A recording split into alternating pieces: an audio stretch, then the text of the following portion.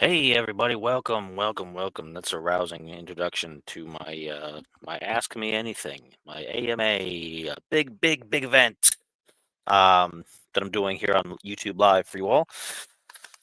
I've got me, I've got my drink, I've got my headset. Now I know it's probably going to be a little bit crackly because this microphone is going bad. I think I had some issues with it. Um, I've had issues for a couple of weeks now, probably longer. And it'll need to be replaced at some point. But for now, we're just gonna get through it, and we're gonna have some fun. So, yeah. So I'm gonna sit back. I'm gonna chit chat at the screen and wait and see who chimes in and who's here for my event. But as you know, yeah, it's me. It's your good buddy Spider, posting daily content on the YouTube page. Spider Does Things. There's the camera right there. And I got cats. Obviously, I got cats around. I got the window open a smidge because it is really, really hot here in Ohio. It is, well, it's not as hot as it's other places, but it feels really warm. It's actually in the house, it says it's in the 80s. And according to my phone, it says that the ambient temperature outside is 67 degrees. So it takes a while for the heat and the cold to balance themselves out in this house. It's not super well, I don't know, maybe it is super well insulated, but maybe it's too well insulated.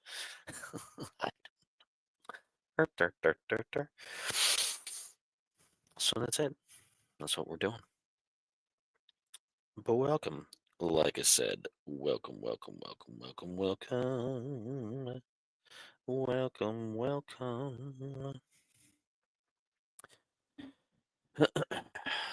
Don't forget, if you're watching, you can chime in on YouTube in the YouTube comments and or the live chat, really, because it's a live event. So of course, me check, make sure that it's broadcasting fine because it should be.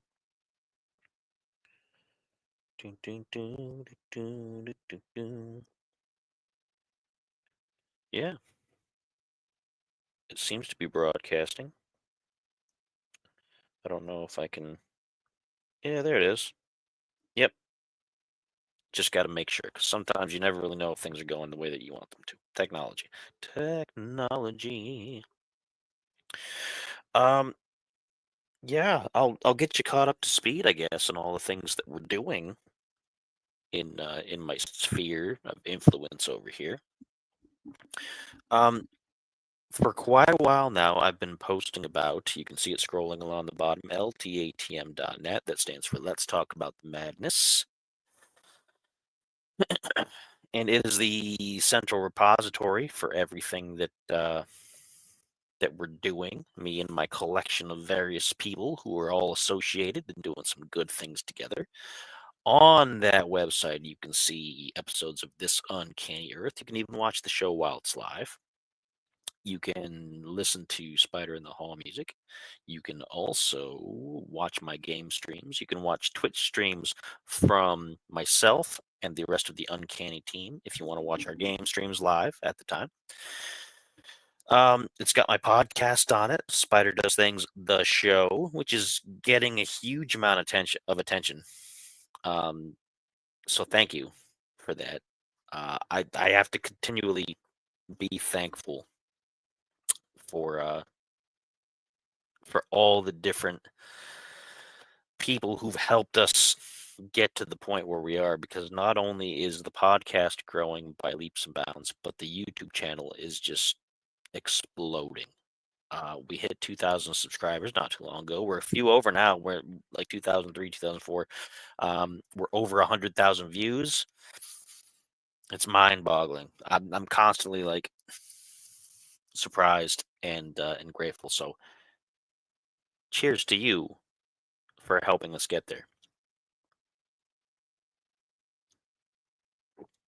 You didn't think I'd do this without a drink in my hand, did you? I keep seeing the little number up in the corner flashing of people tuning in and people tuning out. So I don't know if anybody is actually doing that because this service is kind of iffy. and being able to keep track of whether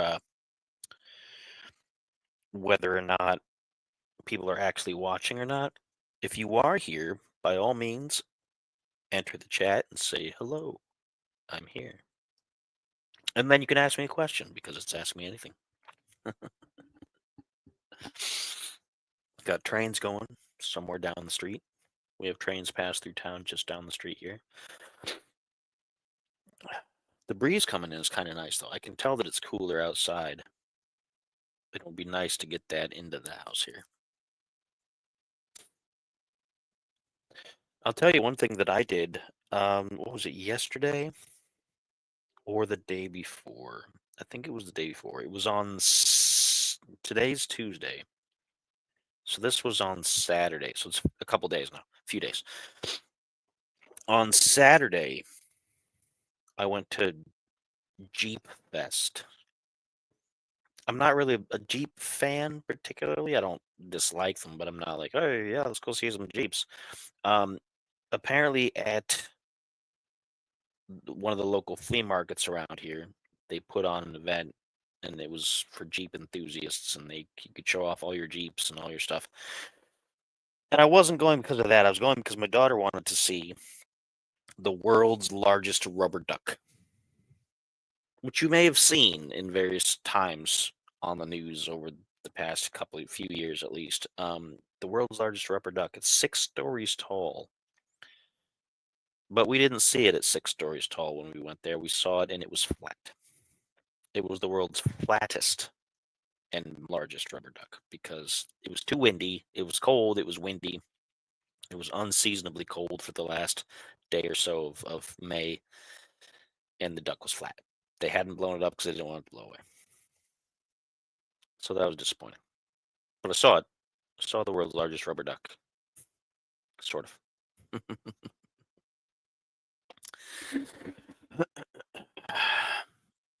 So it's been a busy few days. Been doing a lot of stuff. Also, don't forget, you can also get yourself some LTATM merchandise. If you go to ltatm.net, there's a section. You just choose I guess it's called a hamburger menu. I didn't know that. You know, those 3 lines in the corner when you're on a website, that's some of your menu. It's a hamburger menu. Anytime I hear that, I just get hungry. But you can check that, and there's the LTATM store. Follow that link, and there's t-shirts. You can get logo t-shirts. You can get this Uncanny Earth t-shirts. You can get haikus on t-shirts. If you haven't been following my haiku on this channel on YouTube,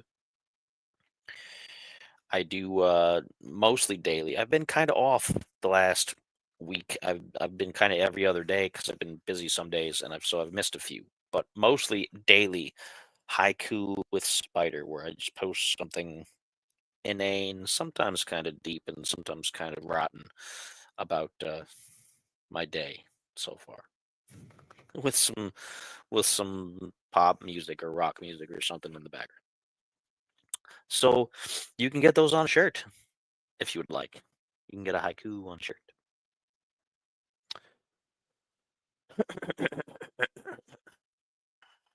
Somebody can turn that into an ASMR clip.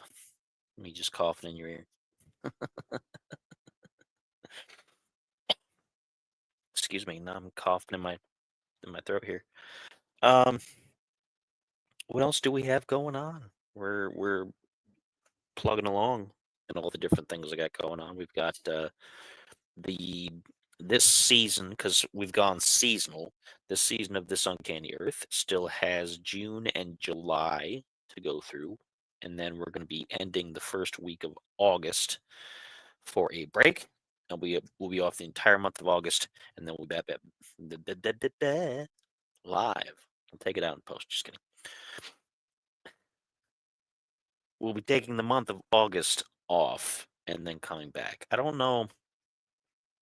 I don't know what I'd call this as far as what number season it is because we didn't start doing seasons until this year. We're on 300 plus episodes, so I don't know.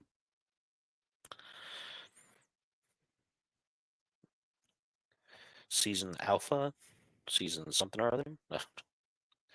You can call it whatever you want, I guess. Excuse me. Pardon me. What have you folks been doing? What are you up to? I know some people out there what they've been doing. I know certain people have been cooking, doing recipes. Uh, I don't want to call her out unless she shows up because she said she was going to try to stay away for it. But if she doesn't, I'm not going to put her on the spot. But I am going to say go to the Cooking Basically website. It's cookingbasically.com. Of course, www.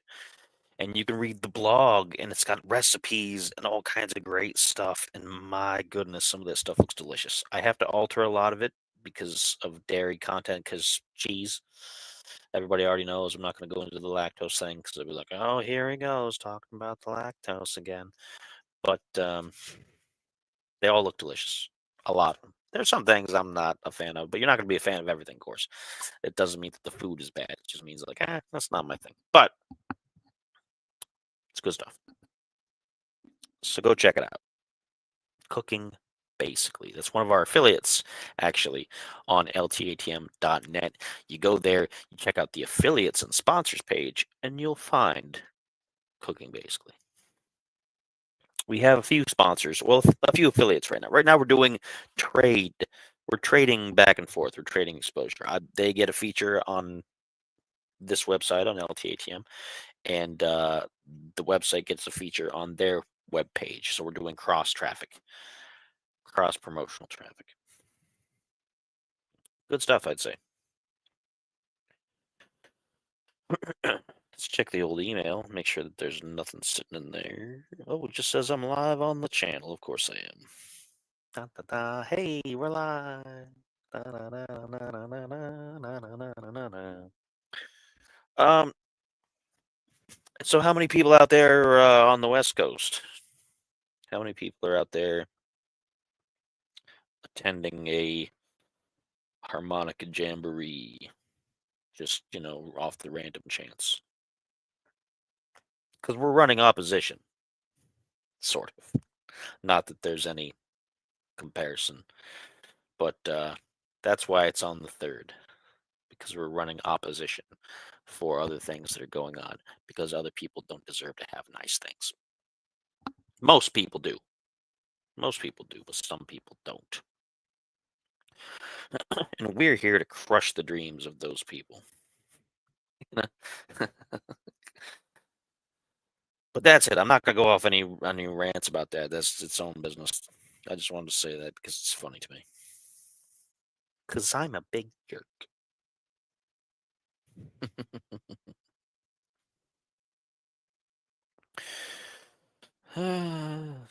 So here we are. Waiting. I'm waiting on you and you and you and you and you and you and you to ask me some questions. Ask me anything. You might not get another chance. I might just tell you you're not allowed to ask me anything. I might say, this is it, the secrets. There are no more answers. Everything is secrets now. Don't know. Hard to say. Let me check my tags, make sure all my tags are good. Make sure all my tags are good there. Yeah. Hogan, yeah.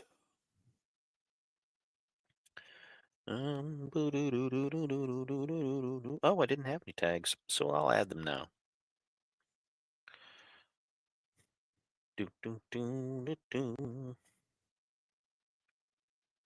Live show. Livestock? No, we're not doing livestock. Ask me anything.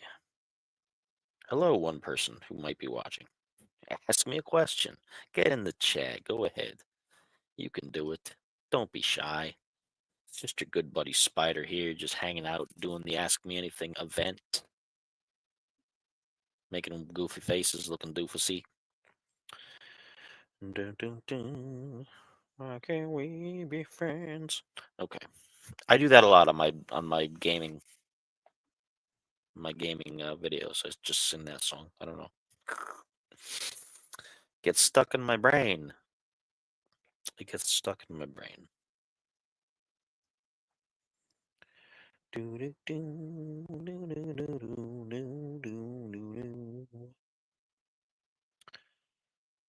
me make sure I've got all my tags set up.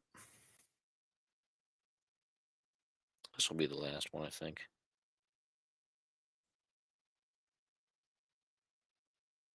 There we go. All right. So maybe that'll help people wander in a little bit and get their questions going. I'm going to be here for at least an hour, probably 2 hours, depending. If we can get it lively in here, if we can get it bumping, jumping, doing the thing, bumping, jumping, doing the thing, bumping, jumping, doing the thing. Hey.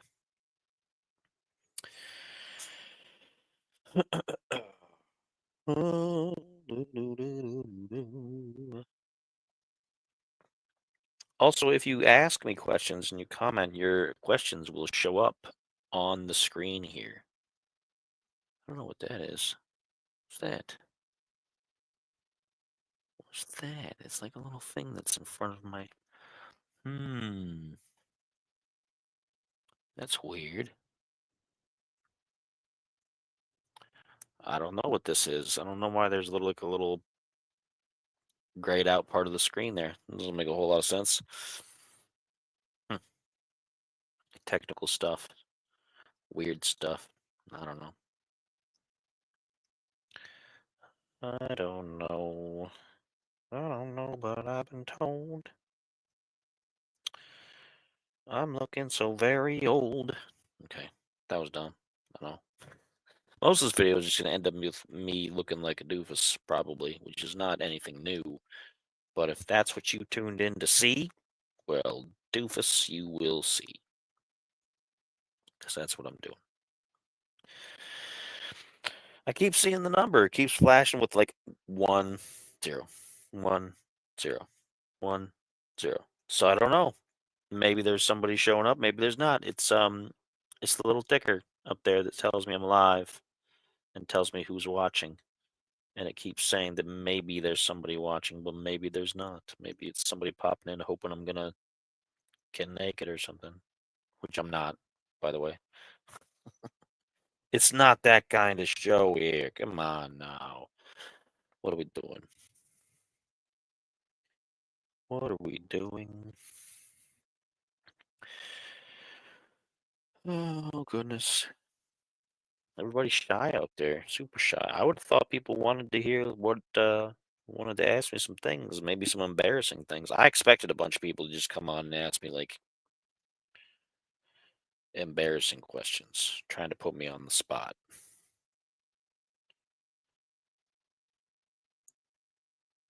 Do, do, do, do, do.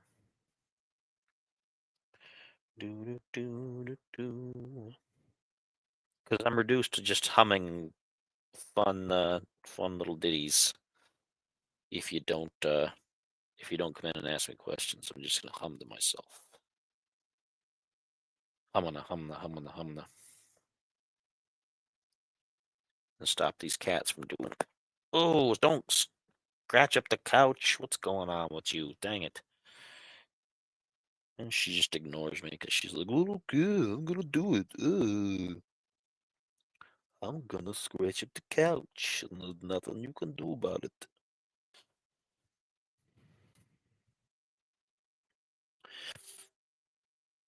Yeah, look at her. Look at her. She's just like, I'm gonna listen to the trains and I'm gonna scratch the couch. And if you're lucky, I'll scratch up you.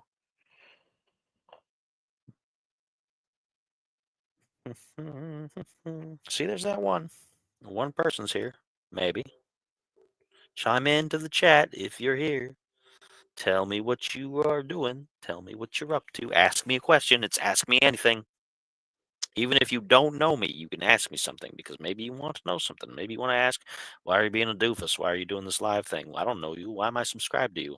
You can ask me. I'll try to answer it. I will try. Yep, and they left again. Oh well. Oh well, oh well. Oh well, oh well.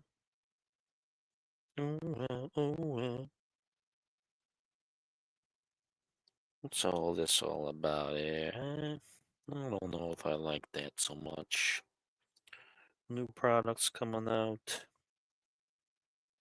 I don't like the looks of that. Don't like the looks of that. You know what I mean? Hey.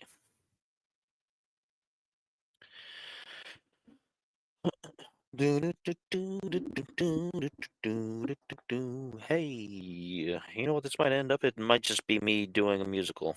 The long-awaited musical that nobody asked for. That nobody asked for, right?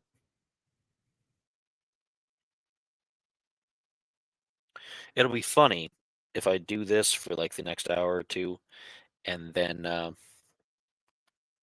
don't get like a lot of people tuning in for it, and then over the next few weeks, my views on it just explode. Because I would figure. Anyway,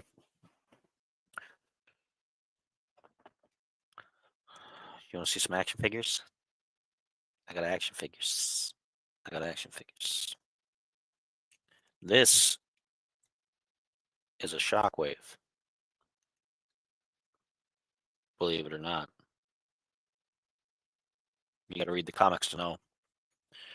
You got to read the comics to know. I downloaded the whole collection last year, maybe the year before. They got kind of weird. I don't like the new ones. I'm not. I've seen stuff from the new series, the Energon Universe series, and I'm not too keen on it. Not too keen on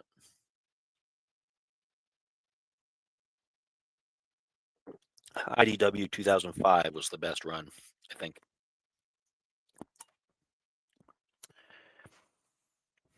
Man, everybody is shy. Maybe everybody's going to see the harmonicas tonight. I'm sure that I'm sure that perhaps they'd change their mind once they discovered the host of that event. But that's just me talking trash. Don't mind me. Don't mind me. I'm just talking trash. Dun, dun, dun, dun, dun, dun, dun, dun, dun. Making up songs that don't make sense.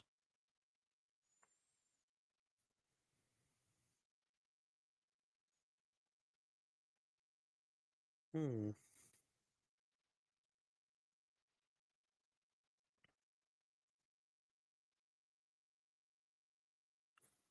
Do, do, do, do, do, do, do, do, do, do. Mm, mm, mm.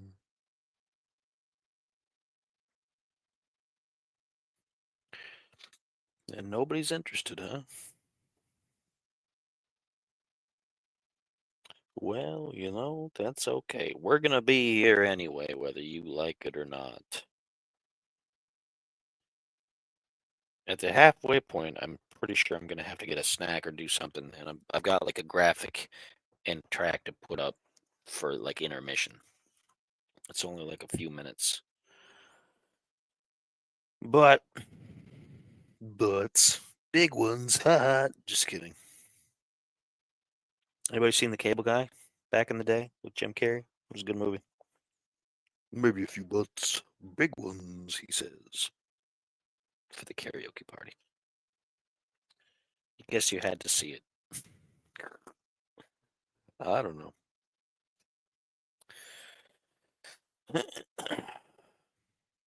So what should I talk about just to kind of fill up space here and just wait for people to ask me things? I could do what other people do during their Q&A sessions and make up questions that nobody asked. Okay, that's enough out of you. Brings away. She's on a rampage. Claws. Claws. Nope. What's your deal? Look at her. Look at her. Now she's mad at me. I keep trying to put her down to keep her from. No.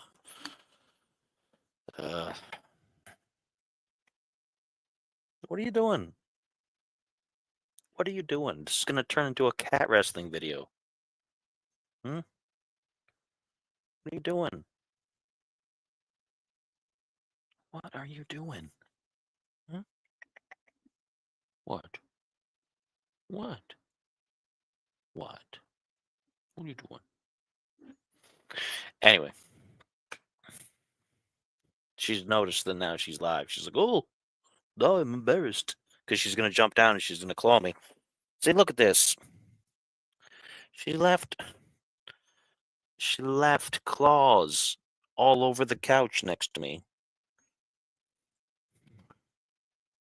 This is how she trims them, apparently. She left them all over the couch. Oh, well. That one person tuned in and then they didn't want to see cat talk, I guess. Don't want to see cat talk. Didn't tune in for the cat talk.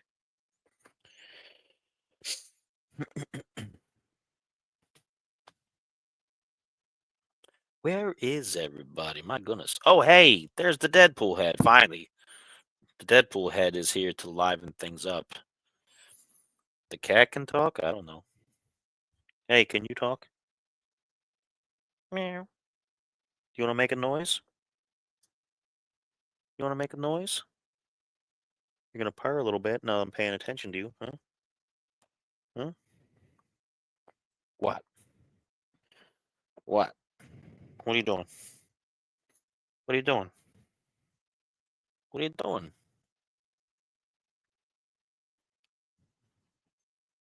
Dun, dun, dun, dun, dun. Oh, that's what that block is. Oh, don't claw me in the chest. Don't claw me in the foot. Don't claw me anywhere. This over here. Now I know what that is. Look, the chat showed up. Isn't that cool? I clicked on something over in the chat box over there, and I thought that it was going to show up normally, but now it shows up there. Deadpool head with a question. With a question. Also, people, if you don't know, I'm going to let you in on a secret. Okay, I'm going to let you in on a secret. Don't tell anybody, but Deadpool head is Steven the intern. He is. It's true. From this Uncanny Earth, I know that famous show that everybody loves. It's Steven the intern. He's famous. He's famous. I'm telling you. Now you know. Now you know. But anyway, he's asking me. I'm gonna see if I can put it up in the middle. He asks me if I believe in simulation theory, as in, are we in this universe not actually real flesh and blood anything, but are we living within a simulation that's a on some levels a dream of some deified being or a vast computer network that is the universe? Um, I'll say it's compelling. I won't. I'm too much of an individualistic, egotistical person to say that I'm the dream of someone else or something else, or that I am a bit and byte and collection of bits in someone else's grand design. I'm too much of a jerk to believe to that extent. Um,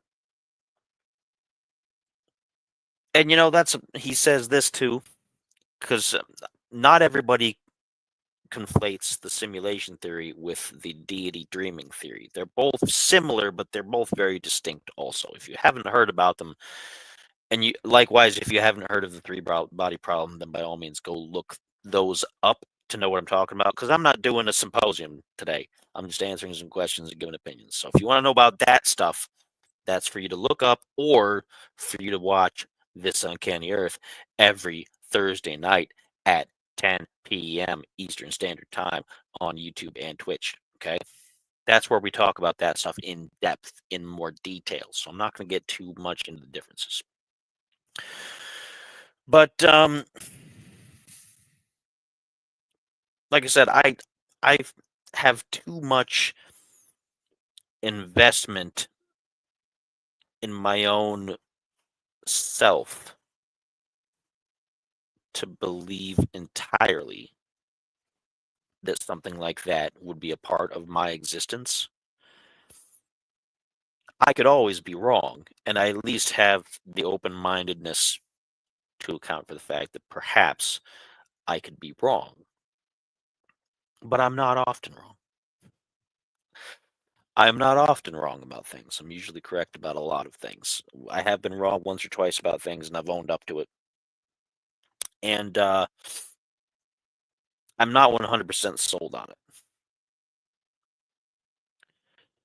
Um, likely I have. He asks that I've read a lot of texts about quantum physics. String theory specifically is the big area that I'm super interested in because string theory basically says that every single molecule in the universe can and probably is connected to other molecules over vast distances via these filaments and strings.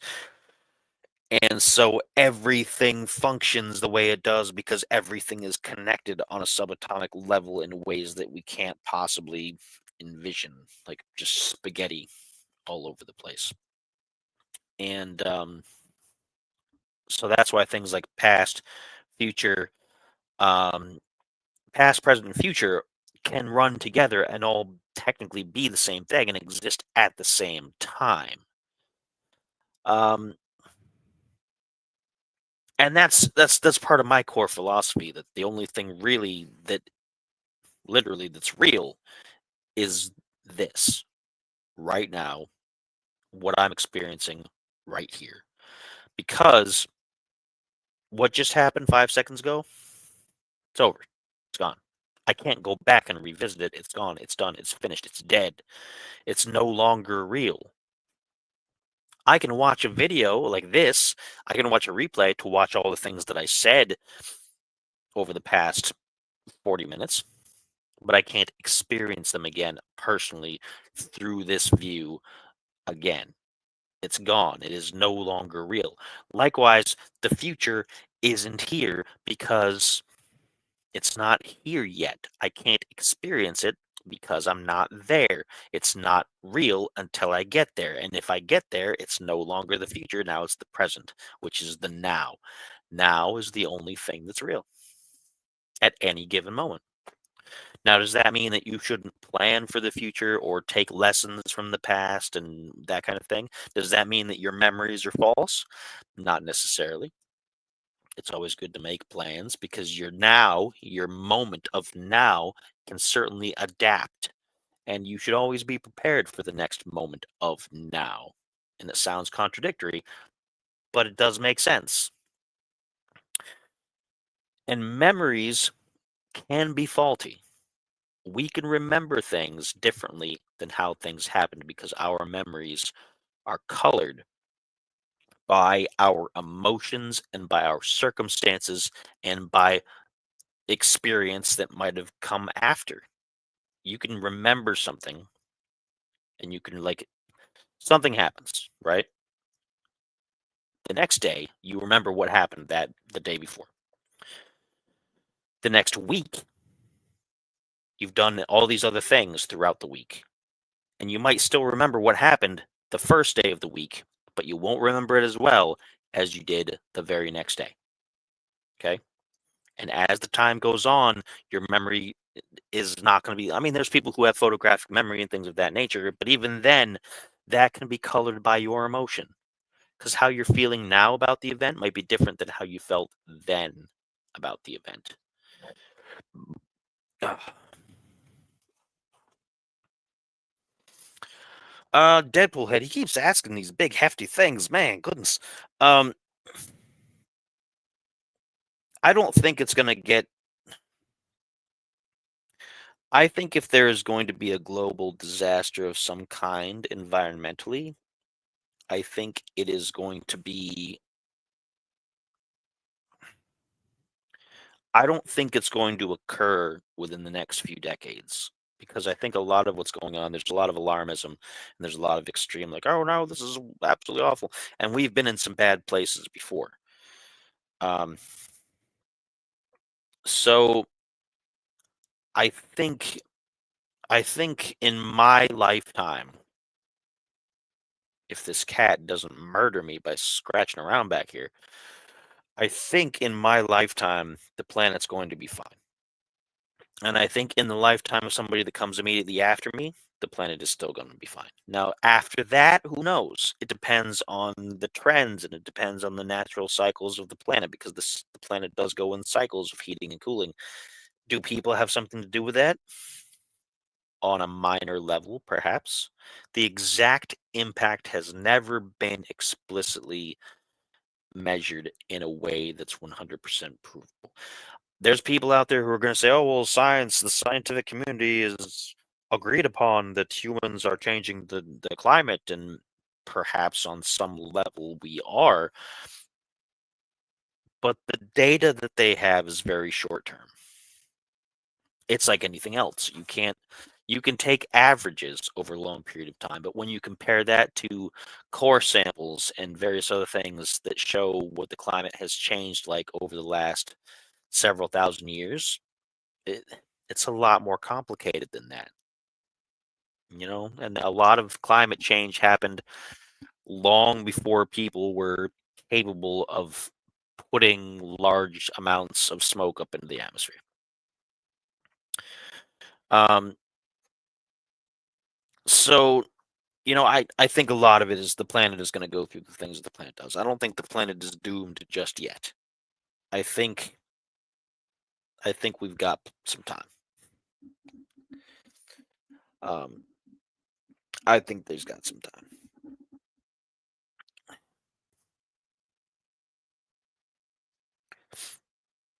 Gonna have a bit of a drink here.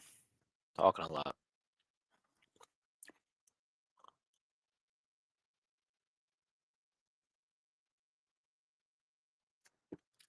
Talking a lot.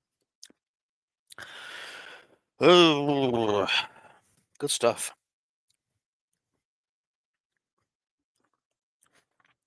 Perhaps. I think people are more with it than it appears. I think the average person in most parts of the world will get along perfectly fine with the average person from another part of the world. The issue is that we have our authority figures telling us that, hey, these people are a problem, those people are a problem, these people are a problem. And often, especially here in the United States, you have our authority figures pointing at each other as the problem in the same country. So, you know, I don't know. I think if we eliminated a lot of that noise, I think you'd find a lot of people are more willing to get along than otherwise. um,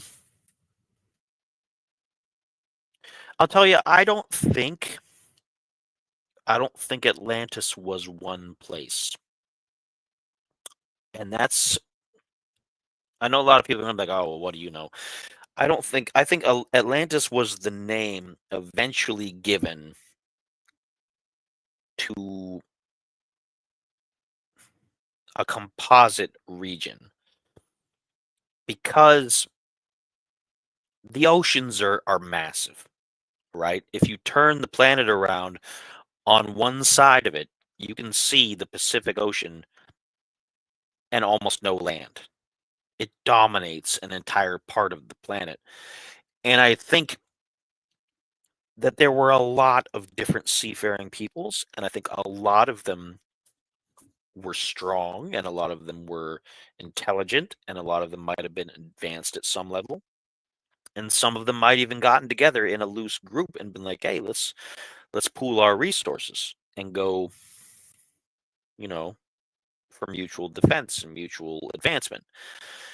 And I think stories of all of these things got mixed together, and eventually all of these different peoples and all of these different groups became, through story, one civilization and one land.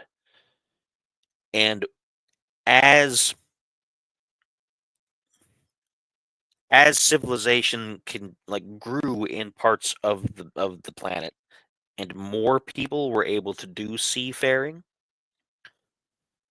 I think they when they went out, like, oh, we're gonna find where these people came from, and when they didn't find anything, they wondered why. And maybe they'd ask, they'd be like, "Hey, what happened? Where'd you come from?" And perhaps some people came from islands where they had disasters, or they came from other places that flooded, that weren't islands at the time. They were regular parts of the landmass. And then flooding happened, as we know, flooding happened because of what happened in the Younger Dryas.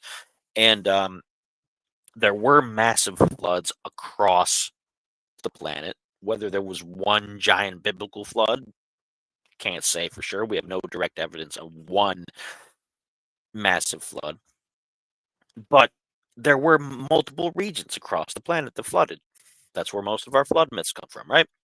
So, and I think as stories of these disasters went around, the story of this composite landmass then became, oh, it suffered a major disaster and it sunk.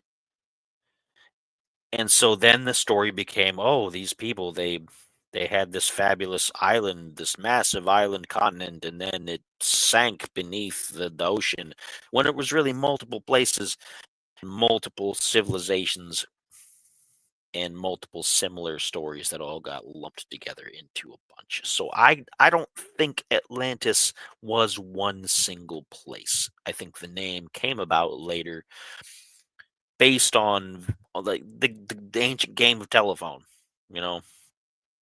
And that's how a good portion of our mythical legendary history is. I think that's where a lot of our biblical history is. And I know some people are going to be mad at me. They're going to say, "No, this literally happened. There were two people on a boat, or they were a family on the boat, and they saved all the animals." And blah, blah, blah. And it's okay. You can believe that because I can't disprove that because I wasn't there. I can't disprove that. But I don't think it's likely. I don't think it's likely.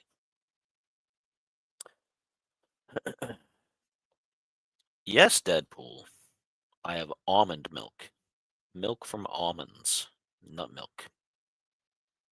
I know some people are going to make a lot of nut milk jokes now. Hey, hey, hey. But it's not that kind of show. You keep it in yourself, you know, you nasty people. Um, yeah, because I can't have dairy, but everybody knows that. Everybody knows it. Everybody knows. Everybody knows it. Oh, everybody knows. There's some classic homestarrunner.com humor for you.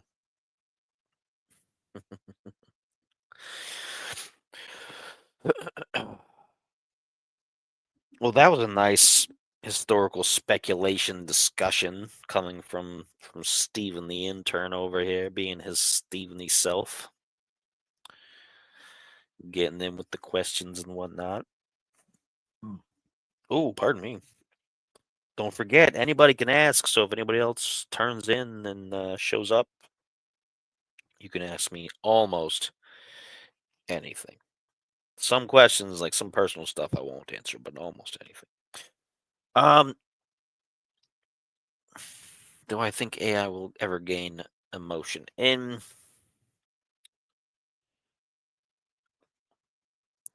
genuine or emotion, or will it be able to simulate emotion in a way that is close enough? See, that's the real question because you have to wonder on what level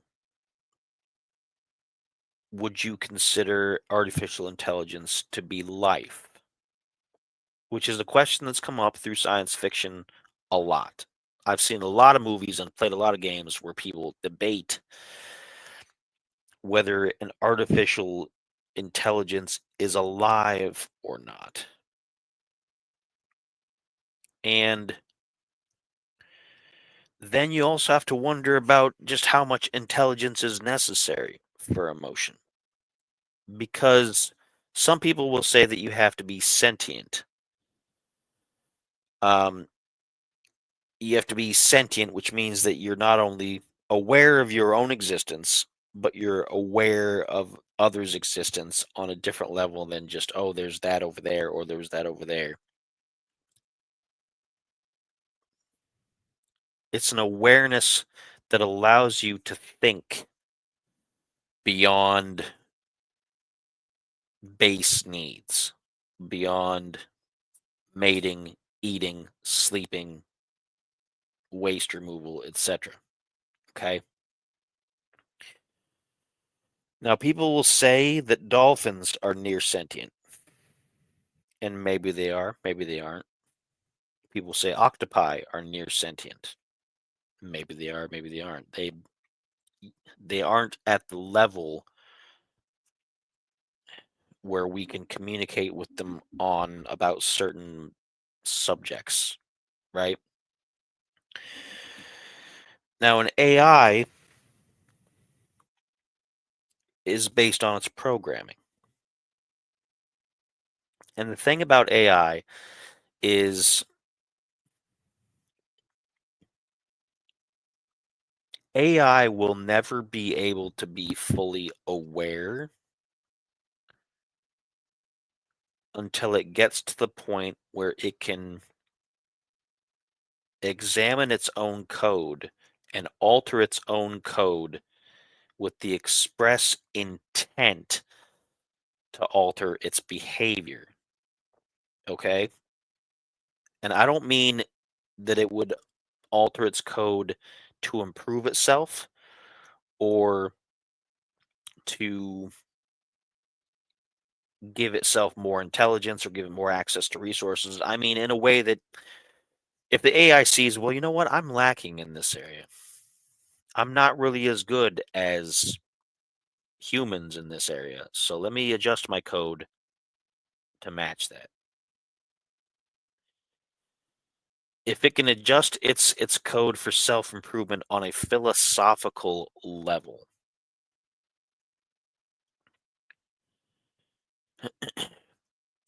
and to improve itself not just in ways again that allows it to compete with other things in a non-competitive way, improve itself in perhaps creative ways or artistic ways or ways that allow it to create that aren't just carbon copies, that aren't just cloning things, that aren't just copies of ideas. And that's a difficult thing to wrap your head around. But I think at that point, if an AI was capable of doing that, it could then also perhaps understand emotion to a point where it could experience emotion rather than just replicate it. Because replication is what you see through most of the AI that we see in movies and books and things of that nature. It's based on copies. It's based on replication. It's based on what it's programmed from. It's not things that just because you develop self-awareness does not mean that you are the superior of another emotional being. Um, so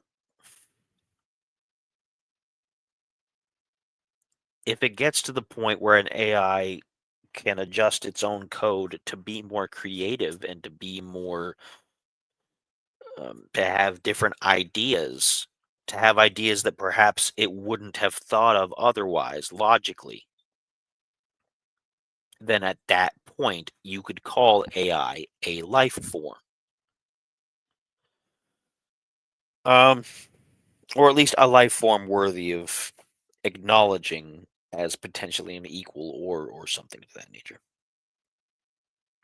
Like over the years, like Skynet wasn't at that level. Skynet got to a point. The Matrix, same thing. They got to the point where they were able to mess with programming, but not in a creative way that advanced them as a species, right? And part of that too is because we're limited as people and how creative we can be on getting this stuff because we don't want to imagine an enemy or another life form that could potentially replace us or live alongside us that's different or better than us that isn't us,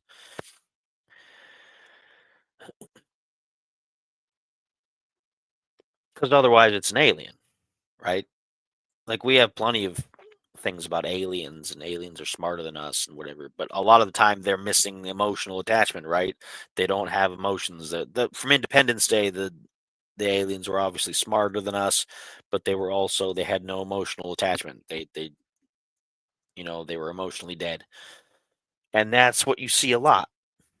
The same thing with how we do with most of our creative views of artificial intelligence. So I don't know. It's a real complicated area, but that's what I think about it. And will that happen in my lifetime? I doubt it. I don't think so. Could it happen within the next generation? Maybe.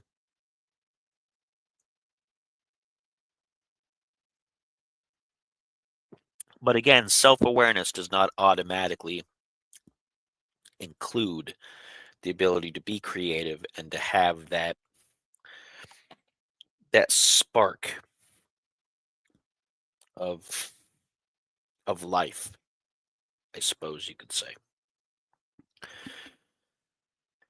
Because an AI that's just out for survival is no better than an animal. Because that's what animals do. Animals are their entire being is wired around survival.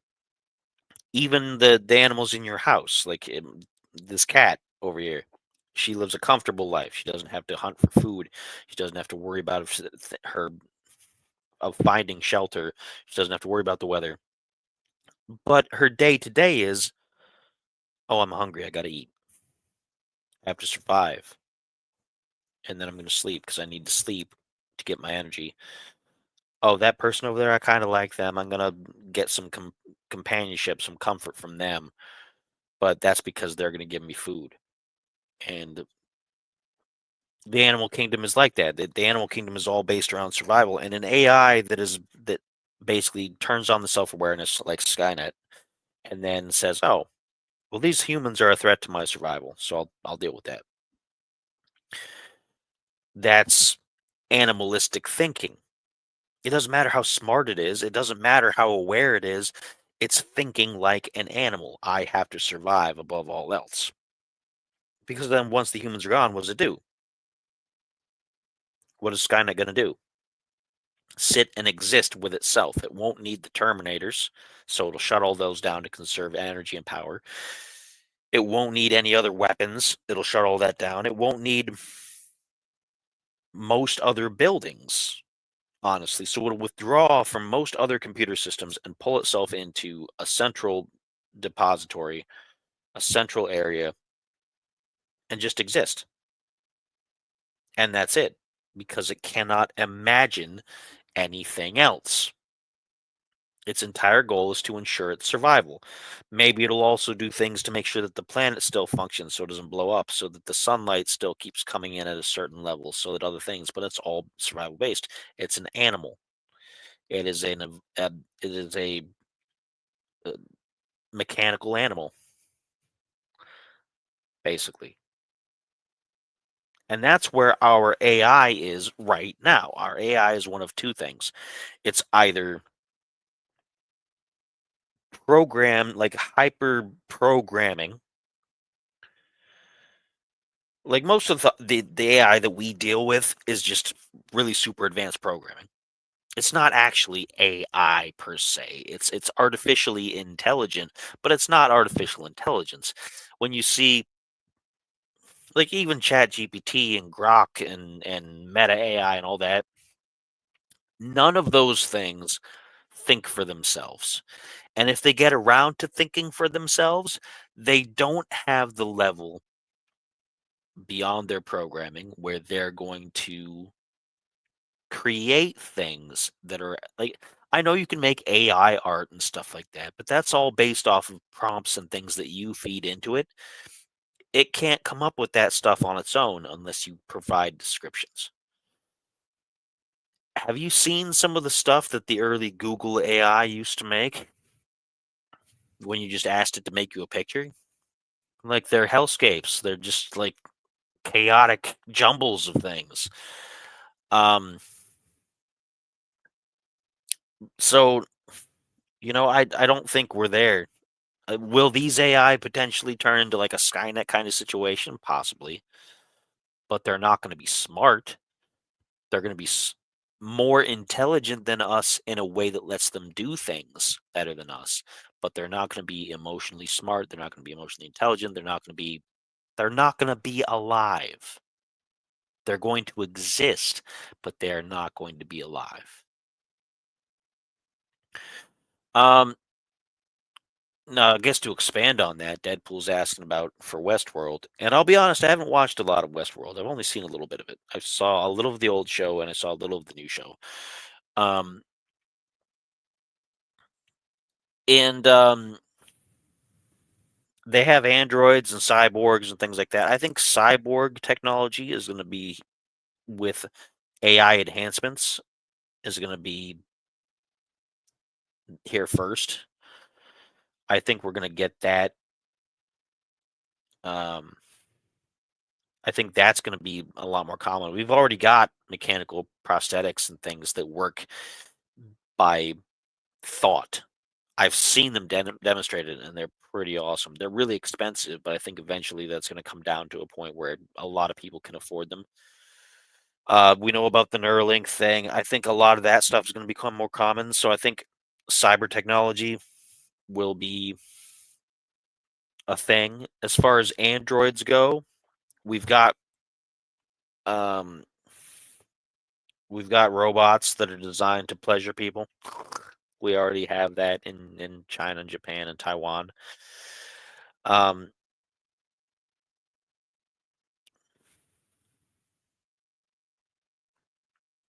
yeah, I mean that's a potential thing too.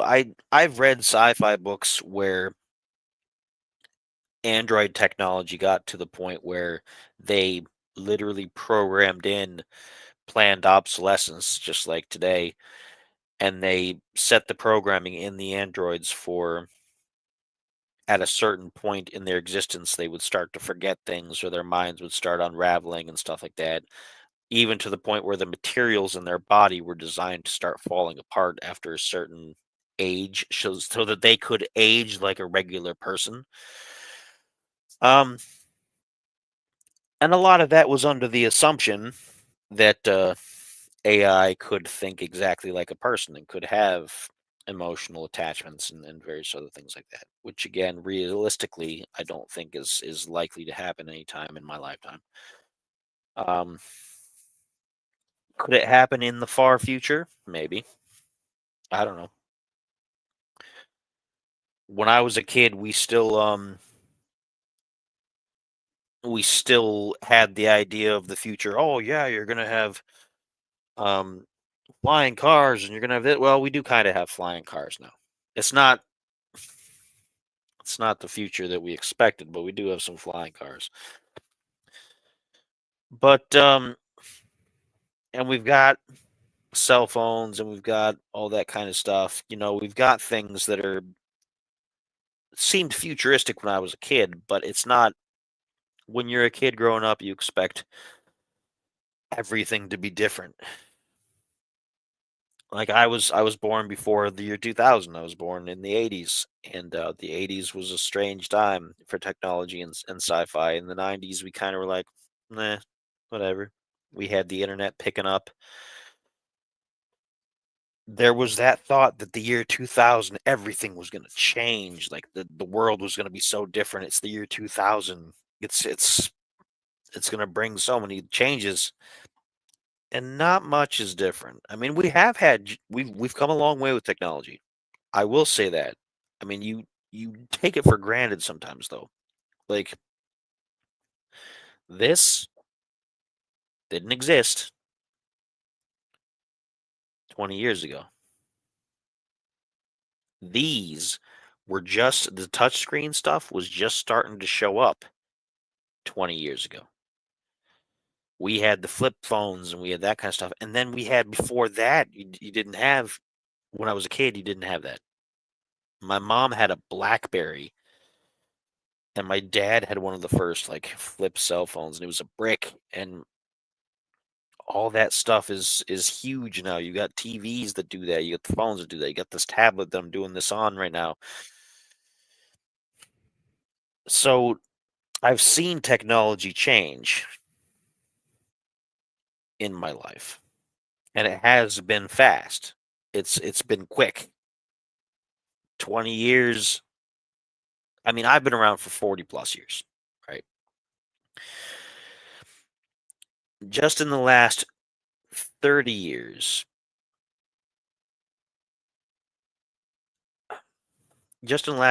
technology has advanced quick on stuff like this.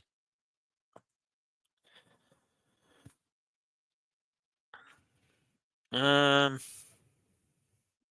I've never really heard trumpets in the sky myself, so I don't know what that's about. Um,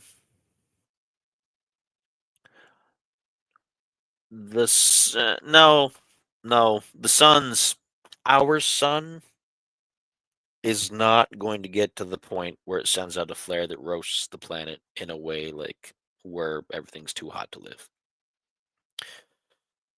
Our sun is not going to do that. Eventually, after several million, possibly billions of years, um, our sun will collapse in on itself like all stars do. And perhaps at that time, there will be a supernova that may reach as far as our planet and hit it real hard, and that'll be the end of that. But um, as far as any time in our near future, like that's all stuff in the far future. Like we're talking millions and billions of years. You know, there's no point worrying about that right now. I know some people are gonna be like, "What about the future generations?" Well, who don't how are you gonna think that far ahead? Honestly, you really think you're gonna secure future for humanity at the level of millions and billions of years into the future? You know, I don't think that's preposterous. There's no reason. Okay, maybe the next few hundred years. Yeah, let's focus on that. That's fine. But don't think about the heat death of the universe. It's so far out there. I'm gonna be dead. Everybody's gonna be dead. Like generations upon generations upon generations upon generations are gonna be dead. You got plenty of time to think that out.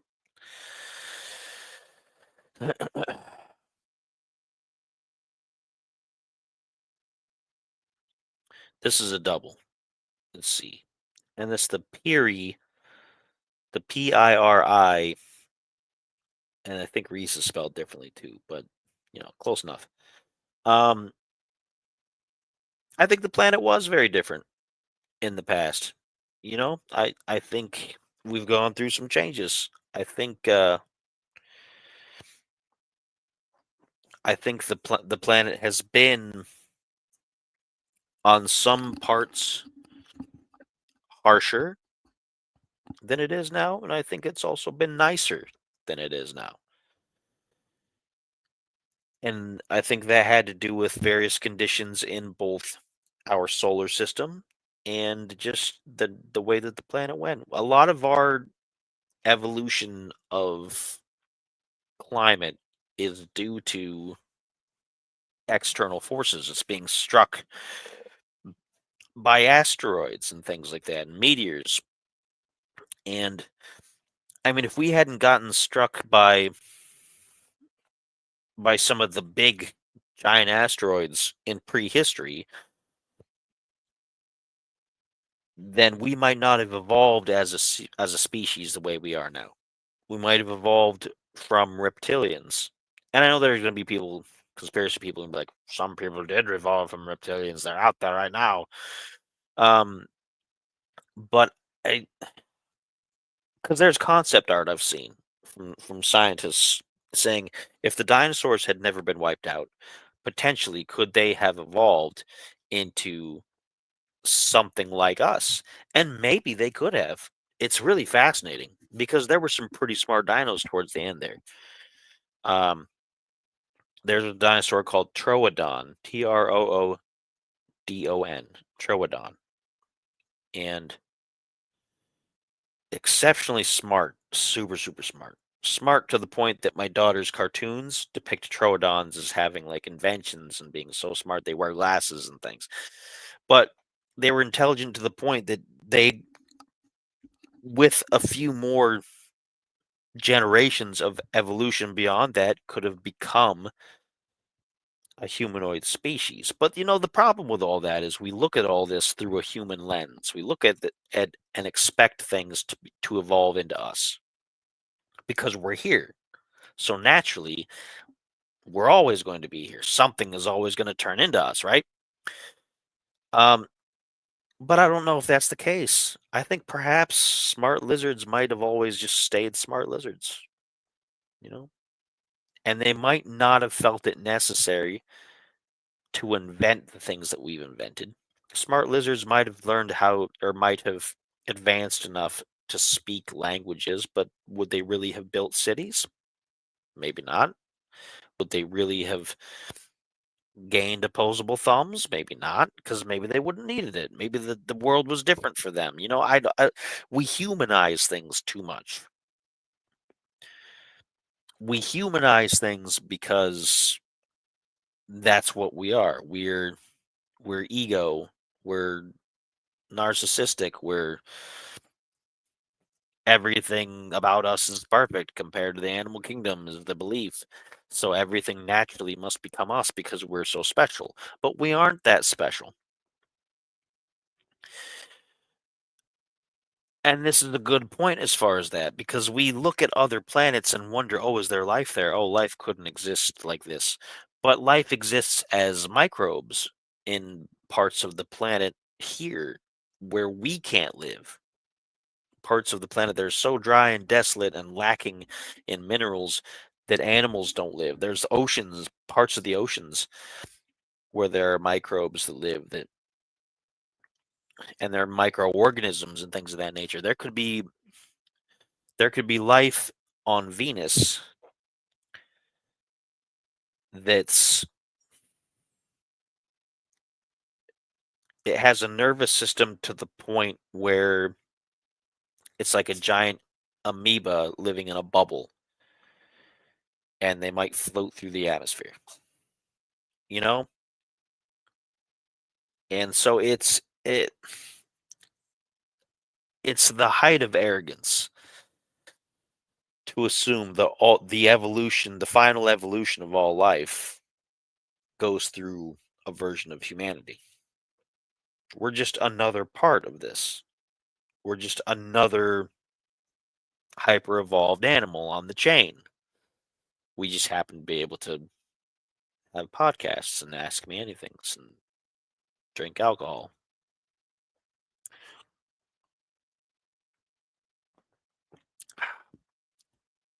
So, you know,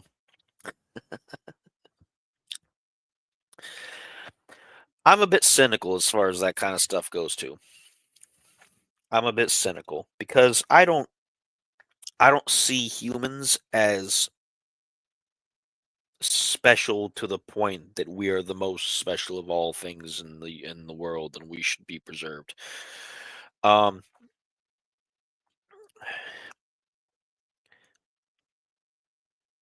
But see, there's a flaw there. I mean, why would you want to be that big?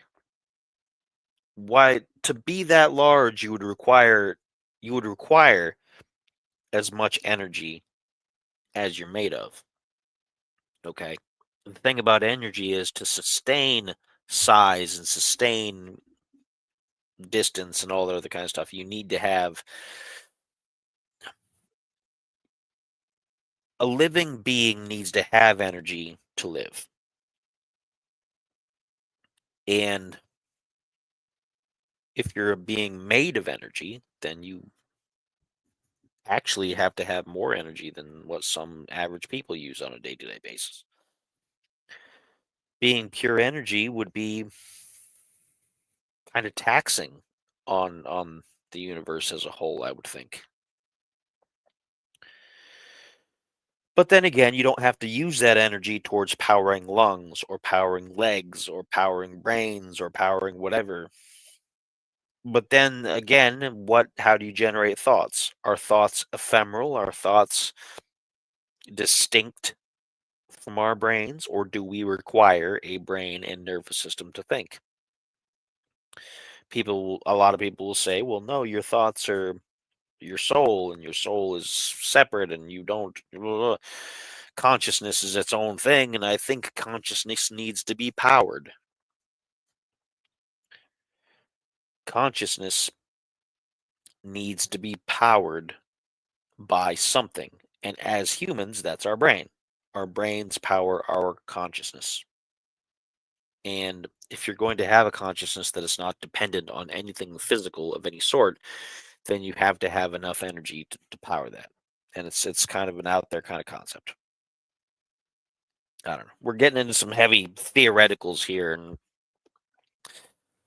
I'm too cynical for some of it. Like again, I come back around to now is the only thing that's real for me. So none of that stuff really matters in the long term to me. I like thinking about it, but none of it really is going to affect me in any sort of particular way on a day-to-day basis.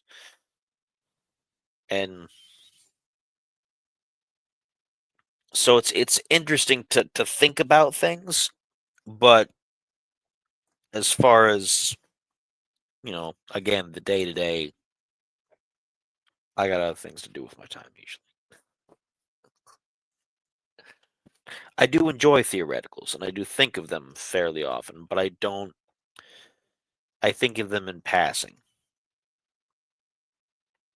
because again, they have no practical bearing on anything that I do on my day to day, and I have to think in practicalities these days.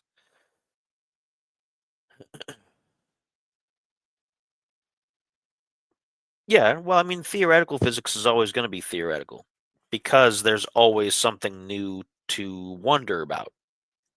That's the thing about it. It's a field that has no end because there's always the potential of something changing it or of some new idea coming through. So, it's a never ending field of study. If you get into it and if you can get somebody to pay you to be in it, then you've got it made. If you've got somebody who's willing to pay you to be a theoretical anything where you just churn out ideas and test those ideas on a regular basis and that's all you do, you've got it made. They don't even have to be good ideas necessarily. They just have to be stuff that you can test whether they pass or fail. You know, theoretical anything is the moneymaker if you can convince people that the things are interesting. That's the other part of it too, is they keep it really like theoretical physics is a tight knit community as far as the people who do get paid for it because they know that that's their golden goose, that's their moneymaker. So they don't want the field to get too much bigger because then if anybody can do it, then everybody can do it. And not everybody should get paid for it. So but if you can do it, if you can get in there and get paid and manage to get people thinking, you got it made. That's it. That's the ultimate. That's the perfect job. Theoretical anything. To get paid to think. If you get paid to think, then there's what else is there? You know, that's like the philosophers back in the day. People would bring you food and people would give you shelter just to hear you talk nonsense. Because you could be a philosopher, and as long as you said something that got people thinking, and they're like, "Oh, you know what? That's something to think about," and it wasn't just absolutely absurd, then they would feed you, they would clothe you, they would give you shelter. It's the same thing. It's the grift that keeps on giving.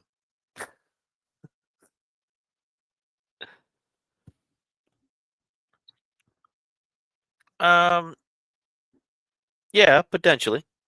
I know you're looping it back to try to talk about simulation theory. Um, and while the technology I think is possible, I don't subscribe to the fact that it's actually occurring. Um, but yeah, it's entirely possible. I mean, there are plenty of games out now that are online where you play the game, and even though you log off, the game itself, the game world, keeps on going because it's based on a server. It doesn't matter if your connection to the server is on or not or active, the game world continues. So you could leave at some point to go to bed or to have a sandwich or to whatever, and then pop back in like a week or so later, and the game world has changed. So, and we can already do that in just basic like console gaming. So if we can do that with that, just think about what a super smart, intelligent computer can do.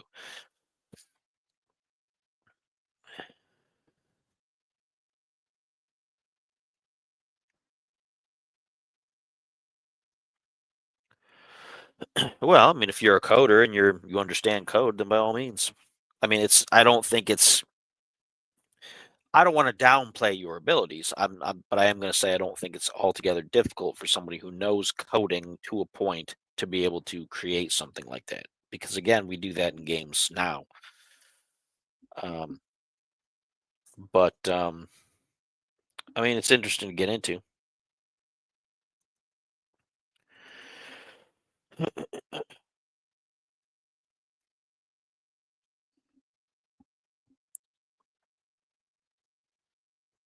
This this cat now, this cat, he's staring at me. He is roughly 17 years old. He doesn't look it, does he? He looks like a kitten. He looks like a kitten. Kinda. He's gonna be mad if I show off his spots. He's all white on the one side, but he's got the black on that side. Oh, don't smack me. He's fat and he's complains about everything. He's been complaining at me all day. Haven't you? Hmm? He's the healthiest cat in the house. He never gets sick with anything. I don't know what it is. He's a dynamo. His brother is the one that is on 3 medications and treats me like I'm the hired help most of the time when his water dish is low. So anyway, this cat's for you. Oh,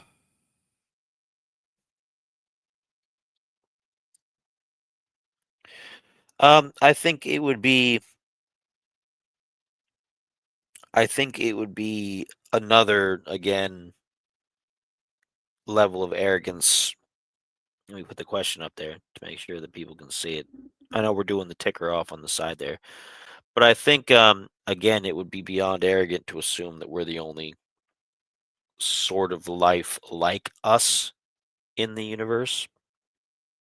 I think somewhere out there, there's probably some other species that's very similar, that might have similar traits. Bipedal, roughly 5 fingers, you know, humanoid kind of species. As far as other non-humanoid species, the potential for that is enormous. There's potential for all kinds of different forms of life out there. Um, and like I said, there's microbes here on Earth that we don't know how they function, and they're able to live in places that nothing else is able to live in. And we've got octopi, and we've got all the different species of fish and birds and whatnot. So now, do I think that there are species non-native to Earth that are on Earth right now? Potentially. Um,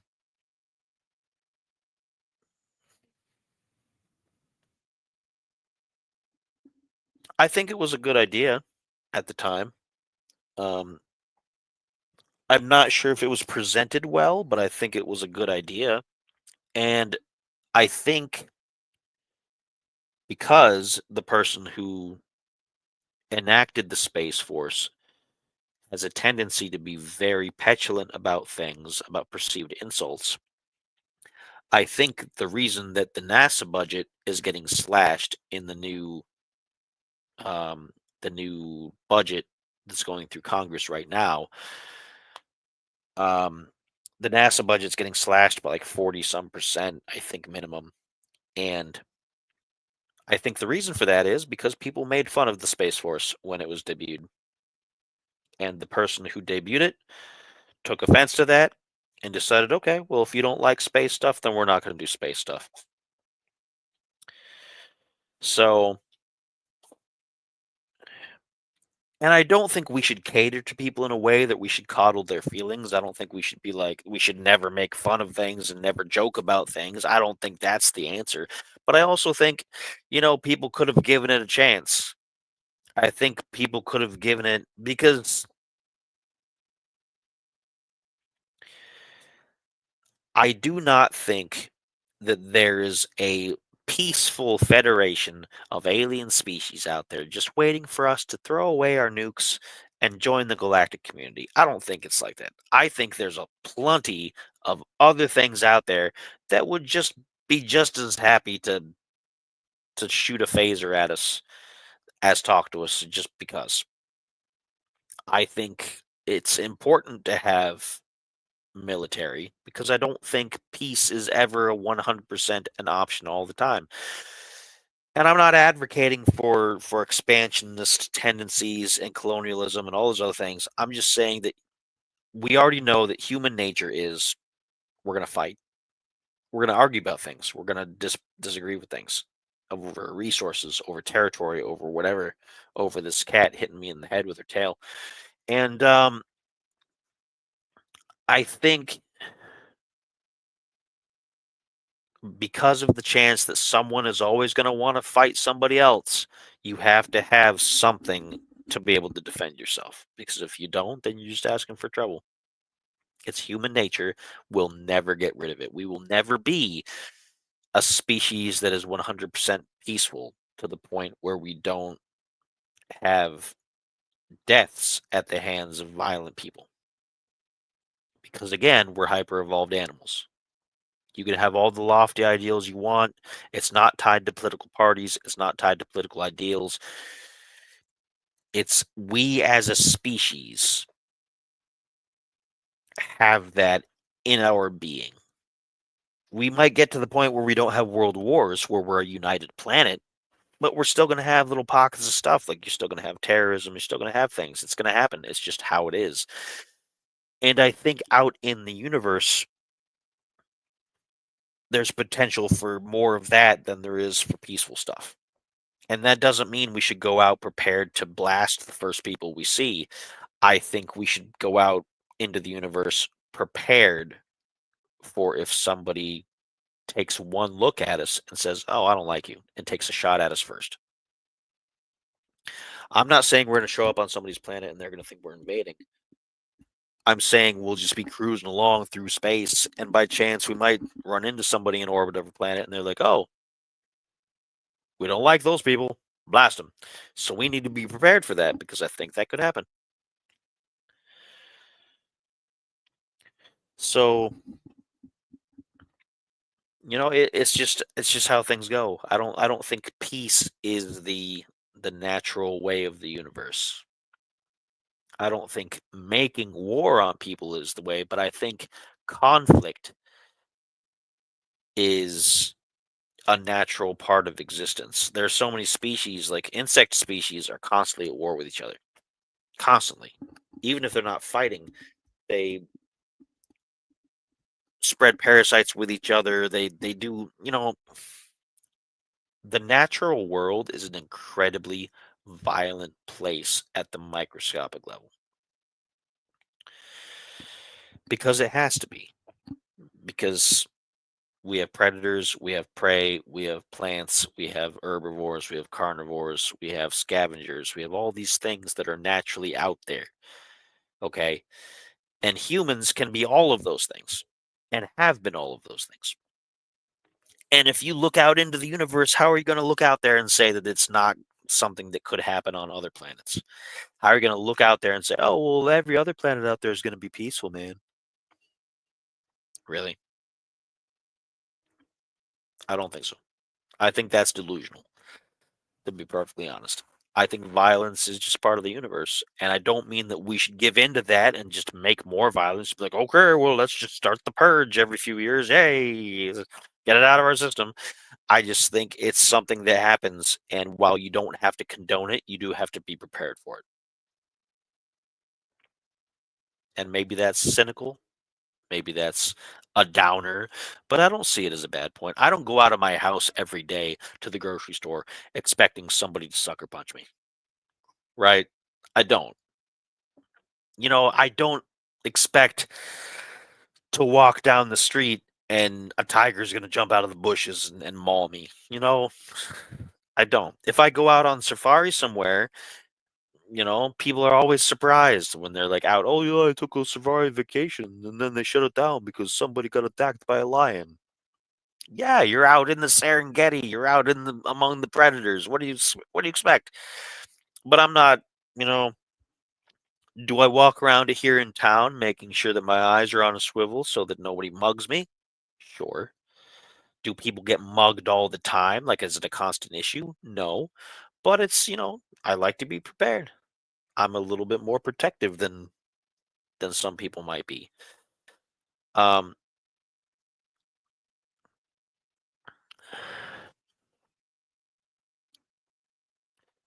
well, that gets into some real complicated stuff. Um, that gets into some real complicated stuff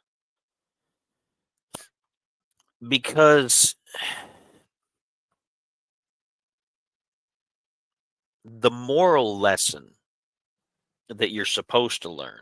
Now, this isn't, what I'm advocating for or what I'm condoning or whatever. I'm just putting it in there. The moral lesson you're supposed to take from the Garden of Eden story is that the deity in question made these people in this perfect place and wanted them to never have to feel pain or hurt or worry or like they lacked anything. He wanted their lives to be absolutely perfect. And the only way to have a perfect life is to block out things that you might not want to think about. Block out things that might be problematic, block out things that might be hurtful. If you never watched the news or a show where anybody ever got hurt, if you never walked out and saw an animal hit by a car, if you never experienced any sort of bad thing, your life would be pretty good, but it'd be kind of ignorant, right? You would not know how the world is. You'd be in a little bubble, you'd be in a protected space. And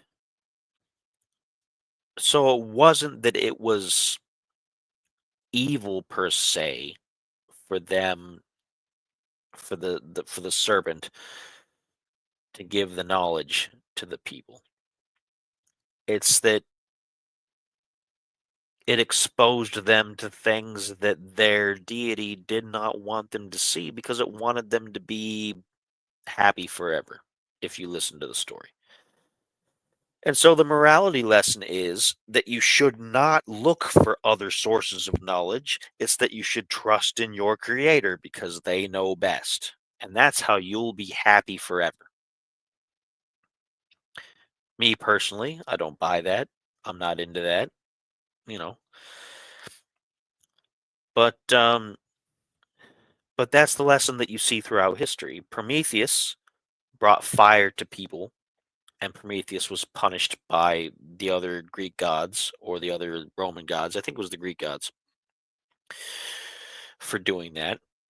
Um, so it's a motif that we've seen, but you can't shelter people from the way the world is. I mean, you could try, but everybody's going to experience it eventually.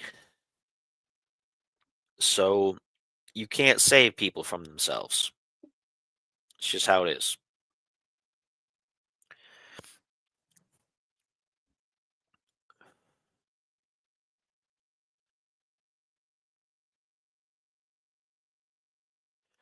Um, it's hard to say.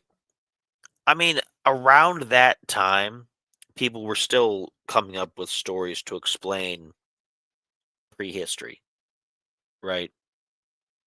Because the simple explanation of, oh, well, somebody managed to just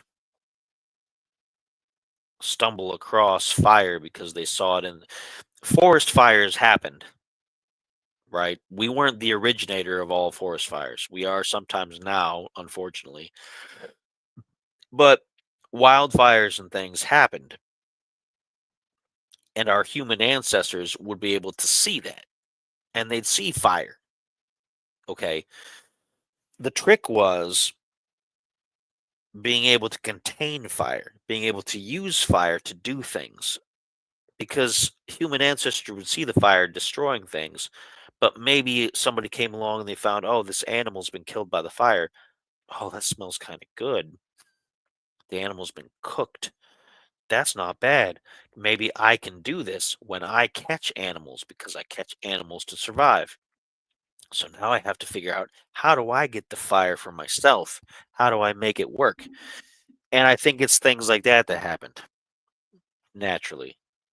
And but as time goes on, you have to have stories about how, oh, the fire was a gift from above. It was a gift from this, and blah blah blah. And you owe your life to Harmaphatho, and he's the giant pink dragon god that lives on the peaks of Mount blah blah blah and whatever. Well, because that's probably accurate. Even cartoons sometimes can get things pretty close to the truth.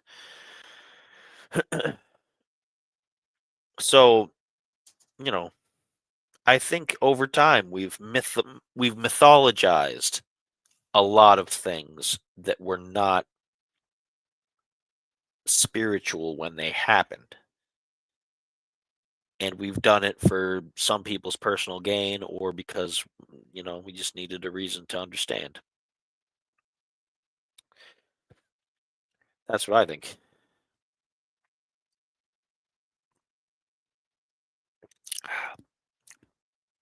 I'm clearly not a very religious person. For anybody who's watching who is religious, I'm not trying to insult anybody. I'm not trying to say that you are wrong in your religion because I'm not saying I'm 100%. I believe I'm right. I completely believe I'm correct, but that doesn't mean that I am correct. See, I have the awareness to understand that as much as I believe I'm correct, it doesn't necessarily mean I might be correct. I can I can acknowledge the fact that I could be wrong. I doubt it, but I could be wrong. So don't be mad. If you believe mankind was gifted fire by a benevolent deity, by all means, keep believing that. If that's what helps for you, that's cool. Just don't come at me and try to stab me because I don't believe that, or tell me that I'm some kind of heretical jerk bag, because I'll probably wear that like a badge of honor. Um, so you know, that's just how it goes.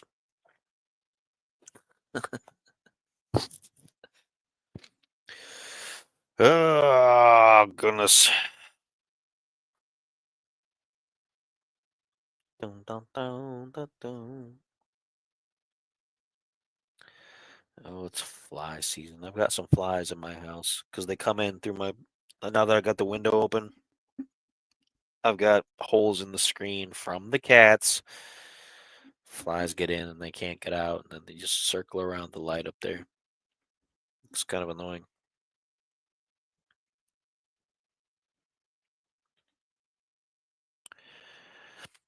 Potentially. I think a lot of religious thought evolved over time because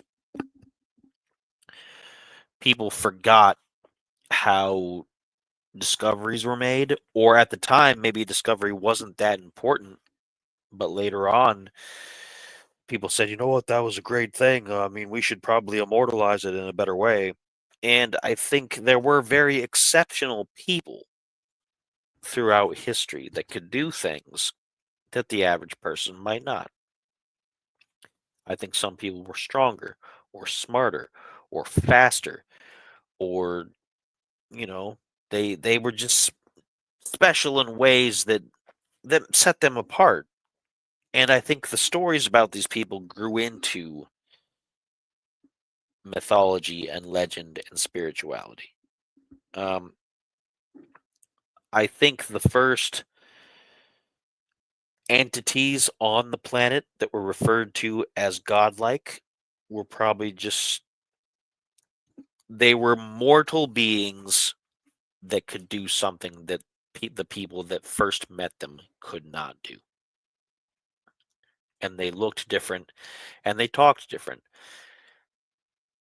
But because they could do things that were greater and help people in ways that couldn't be done before, I think that they were labeled as godlike or deities or in different ways. And maybe they liked it. Maybe they thought, you know what, that's kind of cool. Yeah. Yeah, all right. Yeah, I'm the god of toothpaste. Here, have some toothpaste. Hey, little boy. Um, don't rot your teeth, dentists. Uh, but I think a lot of that kind of stuff, and were those beings, did they come from a different planet? I'm not even, that's a whole other discussion. We've talked about that. But they were just from another place. And they, because they were different and they could also do things that were beneficial in ways beyond what the people that they encountered were capable of doing, they were treated like deities. They were treated like gods. And I think that's where most of our gods came from. Because in the distant past, you had multiples. In prehistory, you always had multiples. You didn't start having a single one deity until, I believe, the Babylonians. Um, Maybe the Akkadians actually started doing that as well, because Marduk was the first like chief deity. He was in charge of all the other ones. He was, because Marduk in Babylon over time absorbed all of the qualities of all the other deities, and while they might have existed, he had everything that they could do because he was the one. And from then on, you had monotheistic tendencies throughout a lot of the following civilizations. And because I think a lot of these people that we consider to be gods were just people of some kind, and there were more than one of them, and they interacted in ways, and that's why the Greeks and the Romans have them being really kind of like they're jealous of each other, and Zeus is a womanizer and things like that, because they acted like people, because they were people. They weren't just based off of people, they were people at one time. And it's only been since we went to the monotheistic, single Abrahamic deity that we've had the concept or the idea that, oh, this God is perfect. They're not flawed in any way. You can't know them because they're unknowable, and you can't see them because the seeing them would destroy you and things like that. And that's all pretty recent in human history, to be perfectly honest. It's all relatively modern in the history of the world. And it's kind of engineered that way.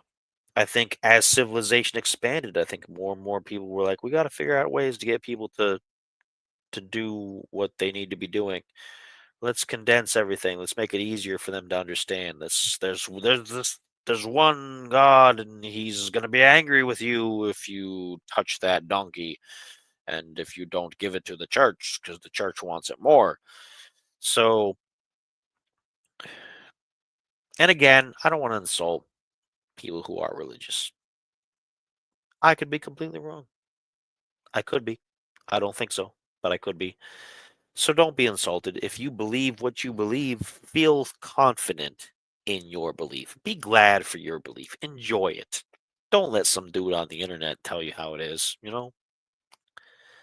Now, if you're thinking about dropping that religion, you might be interested in what I have to say. But I'm not here to convert anybody or to turn anybody away or to change, you know. I'm not doing that. I'm just talking. I'm just having a conversation. I'm just chit chatting based on the questions that Steve and the intern, Mr. Deadpool, had here in the chat is pumping at me rapid fire because he's got lots of questions. He has a lot of questions, and I got some answers. Maybe. Maybe some answers, not a lot.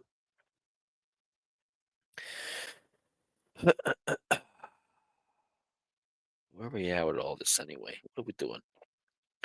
What are we doing here with all this? Anybody else got any questions? We're getting towards the end here. We got about 15 minutes, give or take. I'm shooting for 2 hours maximum. I'm not doing any longer than that. To be honest, I'm gonna stick with the 2 hours because I can't talk much longer than that. My throat will give out. It'll just be like, and I may start making weird, funny noises.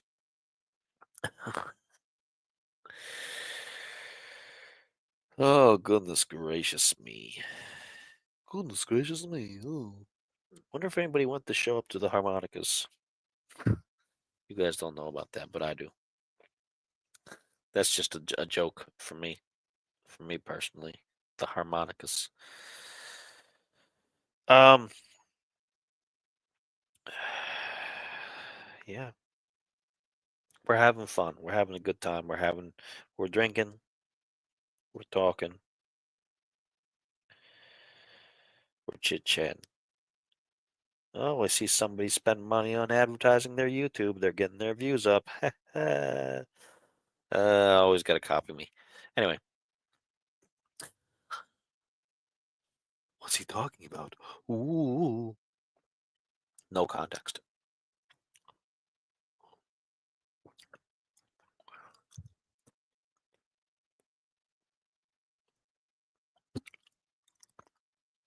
What's that? Ugh.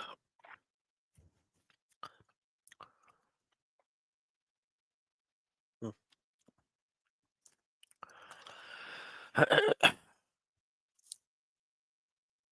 Anyway,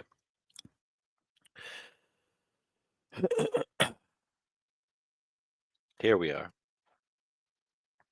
I guess I should promote some things. I promoted a bunch of stuff at the beginning, way at the beginning, but I should promote some things now since we're getting close to the end too. Just so if anybody's watched this far through on the replay, um, of course, this week, this is Tuesday as of this recording.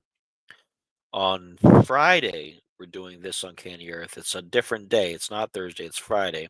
We got sacred geometry um, that we're talking about, and The rest of this week, I'm going to be doing game streams. I'm not going to be doing a game stream tonight because I've already done this for 2 hours. So we're not going to game stream tonight. I'll probably still play games, but we're not going to do any streams.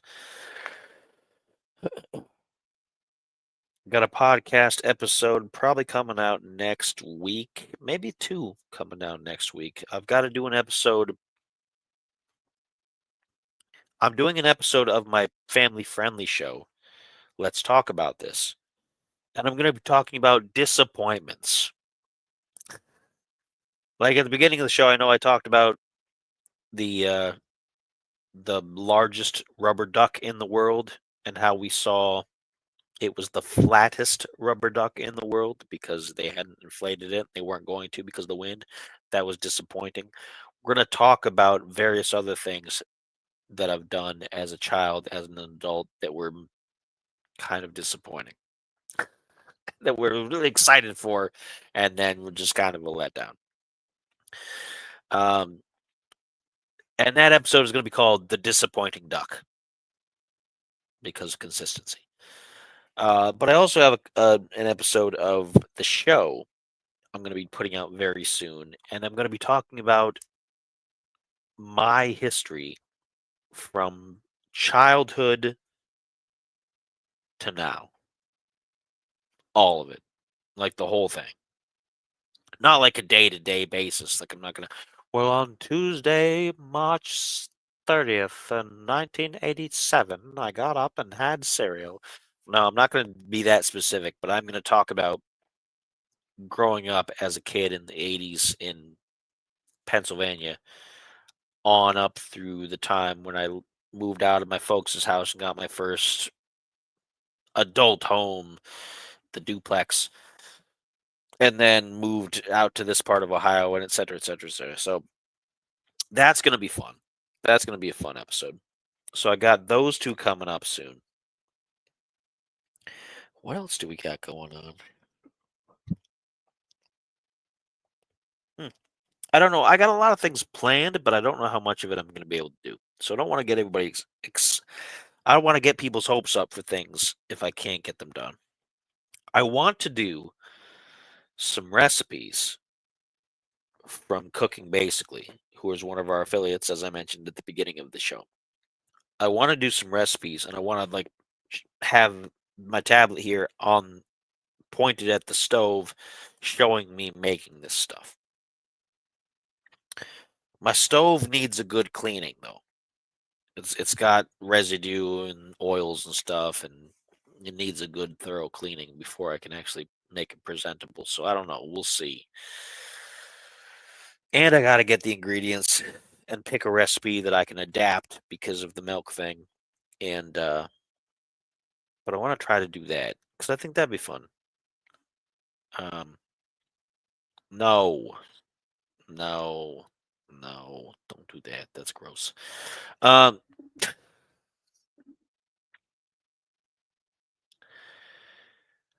I don't know. I got a lot of ideas and a lot of stuff that I might do. Um, it's still early, but June 28th, I'm going to be performing a very short 15-minute um, music set at a place called The Fame. The Fame, and each one of those letters is separated by a period. It's here in Canton. It's on the 28th. It's open mic night, and which is why I'm not doing a full big set because I don't want to take up too much time for anybody else who wants to show up and just do things. It's only about like it's a 4-hour thing. So I don't want to take up other people's time doing my usual like massive 45-minute plus set. So I'm doing probably 4 songs because my songs are long, so that'll be about 15 minutes with some talking. June 28th here in Canton, Ohio. I'll share that more as it gets closer. Um, what else is upcoming? Steven Deadpool Head, what you got? What's after the episode on Friday? What are you going to be doing for the interns' oddities around the world? Because he does his own show, by the way, on the This Uncanny Earth YouTube channel. If you're not watching, why not? Why are you not watching? Go there. We got lots of good content. We got regular stuff. We got the intern show. What are you doing, Steven? Tell me about it. Do you even know yet? I'm putting you on the spot now. You've been putting me on the spot all night. Now I'm putting you on the spot. What are you doing? I'm gonna wait and see if he chimes in on that to check, because he might just be like, "Ooh, okay." He's gonna do that. That's coming up. So keep an eye on that. Keep an eye on that. So that's everything I think we got going on for now. I think. I think that wraps everything up. That's his addendum to that. So that's pretty good. I think we covered all our bases. You know, if you didn't tune into this event live and you didn't ask me a question, you missed out. I was here. Where were you? Watching harmonicas, probably. Maybe, maybe not. Um, Tomorrow we're going to be back on our usual programming. I'm going to be doing my usual game stream on Twitch. And if you're not subscribed to my Twitch channel yet, DMGRGN. DMGRGN. Twitch.tv/DMGRGN. Watch me there. Or Spider Does Things on YouTube, which if you're watching this, then you know that already because that's what we're doing. And also check out the website. It's scrolling along the bottom here, ltatm.net. Let's talk about the madness. It's right, no vowels because it's spelled like that because that's how it would have been spelled in Hebrew because Hebrew doesn't use vowels. It's DMGRGN with the vowels taken out. See, because I know things. Kabbalah. Kabbalah, not Kamala, not like weird faces. But somebody's gonna be mad about that, maybe. I don't know. But yeah, that's it. I got a couple minutes. I think I'm probably gonna cut out because I think we did good. We had a lot of good conversation with the Deadpool head and things in the the Kabbalah. It's with the Sephiroth, not from Final Fantasy VII, as much as I like that game, but the Sephiroth with the spheres and the tree and all that good stuff. Kabbalah. There were some celebrities back in the day that were into Kabbalah, like Madonna was into Kabbalah for some reason. I don't know. Jewish mysticism is what it is. Okay. Look into it. It's fairly interesting. It's got some good stuff to it. They got into gematria and all that good stuff. Which is similar to numerology. It's connected. But that's it. That's all. That's all I got for you. It's been a long time. We've had a couple of hours of fun and talking and chatting and deep topics, and deep dives, and deep, dirty and deepton. Shout out. And that's all. I'm gonna drink the rest of this. I'm gonna have some food. I'm gonna play some games, and then that's gonna be it for me. So I will see you folks next time. Let me see. Do I want to do a close here? Do I want to close us out? I probably do. I probably want to close us out with a theme song. Let me I'm gonna say goodbye and then I'll set that up. Have a good night.